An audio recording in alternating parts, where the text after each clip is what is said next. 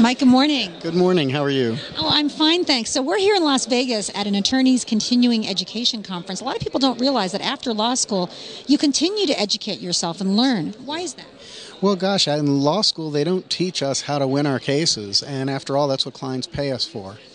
And DUI is a very specialized area of the law, isn't it? It is. Why is that? It is. Well, it involves a combination of forensic science and fake science, and it's important for a lawyer to be able to teach a jury which is which. What do you mean by fake science? The so-called field sobriety exercises, the roadside tests that the police make our clients take, which have absolutely no connection to reality. They don't measure a person's normal faculties or abilities. They're just a scam that the police use in order to arrest people. So if I've been pulled over and let's say I blew a .08 and I stumbled around on the field sobriety test, you're telling me there's still hope? Of course there is. First of all, in Florida at least, you're not even asked to take a breath test unless the police have already arrested you. Now, these exercises that they ask you to do, they ask you to stand on one foot. Did you have to stand on one foot to get your driver's license? Of course not. You didn't have to touch your nose to get your driver's license. You didn't have to walk heel to toe. The flying Walendas in the circus, they didn't walk heel to toe, but the police want to arrest us if we can't. Right, and I can tell you in yoga class I have a hard time standing on one foot and I'm sober. And it doesn't, they ought to come up with exercises that measure what they're supposed to be testing, which is people's normal physical abilities. That's how you see if a person is actually impaired by alcohol. But standing on one foot is something that none of us ever do. Reciting the alphabet, it's very simple, but you haven't done it since you were 5 years old and you sang it then. It's just silly, and that's what I refer to as junk science. And it's important for lawyers to understand what the police are doing, why and how they're doing it, to be able to show a jury that it's not really evidence of anything. So are these the kinds of arguments that you can make successfully in a courtroom? Absolutely. I mean, one of the things that good DUI defense lawyers do is go to a lot of these seminars to learn what the police have learned. You know, I've taken the same field sobriety exercise classes that the police take when they're at the academy. And so I can walk into court with their manuals and ask them questions out of their manuals to point out that they didn't follow their own procedures. And that's how we win cases. That's got to be very effective. It certainly works. It certainly works. Tell me a little bit more about your education and your experience and your background. Well, I went to college and law school a long time ago at the University of North Carolina. I have been in Florida for almost 25 years, and I've been a criminal defense lawyer the entire time. For the past 5 or 6 years ago, I'd say probably 3/4 or more of my practice has been defending cases of DUI. Why have you chosen to spend so much time representing DUI clients? More people are wrongly arrested for DUI every year than any other crime on the books. And any defense lawyer would rather be defending innocent people than guilty people. So is that what motivates you to help people in DUI cases? Well, that's part of it. I enjoy the courtroom theatrics, and I'm good at it. And I enjoy the keeping an eye on the government, which is what the defense does. You know, the police police the rest of us. Defense lawyers police the police. And I think that's an important contribution to society. You know, some people who, when they are faced with a DUI arrest, may feel like, I don't want to spend the money on an attorney. I want to get this over with as soon as possible. I'm just going to plead guilty. Is that a good idea? It's not a good idea, but I've got some good advice for those people. Instead of hiring a lawyer, hire a couple of cheerleaders to escort you into court and stand next to you and look pretty while you plead guilty. And you may as well save your money. Nobody should plead guilty to a DUI without talking to a lawyer that knows how to defend them so they can learn, is it a defendable case or not? Lawyers that take a fee to walk into court and just plead guilty, those are escorts. They're nothing more. What are some of the ramifications in Florida if somebody pleads guilty to a DUI? Well, for starters, conviction for DUI can mean jail.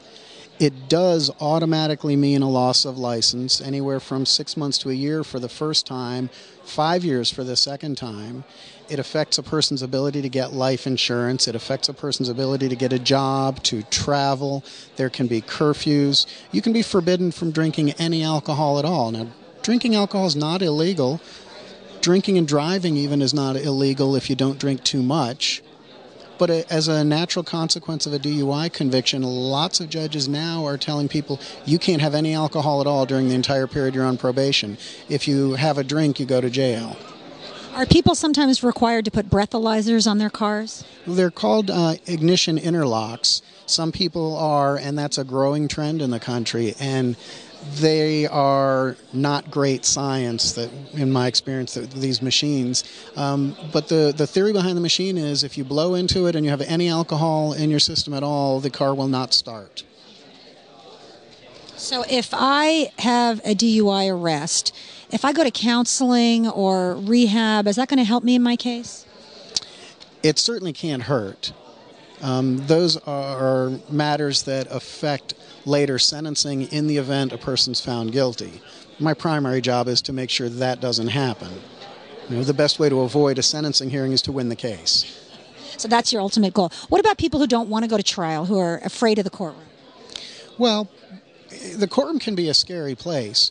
Part of what I do is I try to take away the mystery. I try to make it so my clients can be more comfortable as the case progresses, so that by the time they need to make their decision, fear of the courtroom isn't going to be part of their decision anymore. And that's an important thing for a lawyer to do. That's what separates the real defenders from the amateurs and the escorts. If I pick up the phone and give you a call and you end up taking my case, what would the process be that I'd be going through? Well, first of all, the process probably would take 3 or 4 months, maybe longer. During that time, I would be doing a whole lot of work, and so would my staff, including our private investigator. We would be basically putting together what the prosecution's case would be against us and taking it apart. What you, my client, would need to do is basically show up in court when I tell you you have to be there, and let me know when you have questions about how things are going, and we'll sit down and talk about it.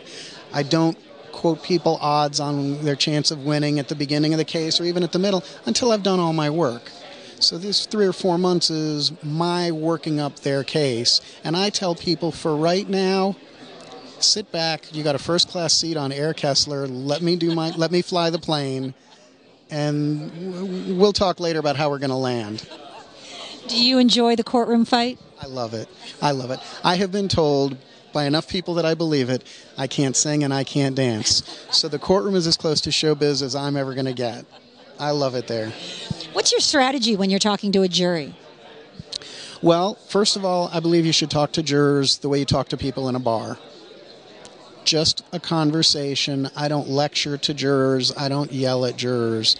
I try to get to know them a little, let them get to know me, and then I try to teach them why the state is wrong and why my client's not guilty of what he or she's been accused of. But I try to make it just a conversation. And do juries respond to you? Very well. Now, we've been talking about alcohol, but of course, drugs are a big factor in DUI cases as well, especially prescription drugs these days, right? They certainly can be. And the police have a heightened credential, if you will. They send their cops to training to get drug recognition evaluator certificate. And so I took that class too, because I want to be able to point out to the jurors how silly that is. That's a great example of fake science. What the police do in that kind of an investigation is they look for what they're calling symptoms of drug impairment, and the symptoms can cover everything. No matter what you look like, it's a symptom of some particular drug or class of drugs. And it's silly. I had one poor lady, the police did a DRE evaluation, and they guessed marijuana. And they charged her with driving under the influence of marijuana. Now, they didn't smell any, they didn't find any, they didn't smell it on her breath, she didn't make any statements about it. But they arrested her, they charged her, she agreed to to submit to a urine test. And when they finally brought it back from the lab 3 months later, it was 0 cannabis. And she had taken a breath test, which was also 0. She just made a couple of driving mistakes, and they thought, well, she must be drunk. That's an amazing story. So, bottom line, if someone has a DUI arrest in Florida and they're on your website taking a look at you now, why should they give you a call? Well, they should call me or somebody that's a real defender, because we make a difference. We make a difference in people's lives, and we work very hard to keep people from getting convicted.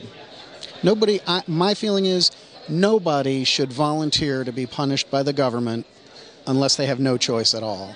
My job is to give them a choice. That's great. Thank you so much. Thank you.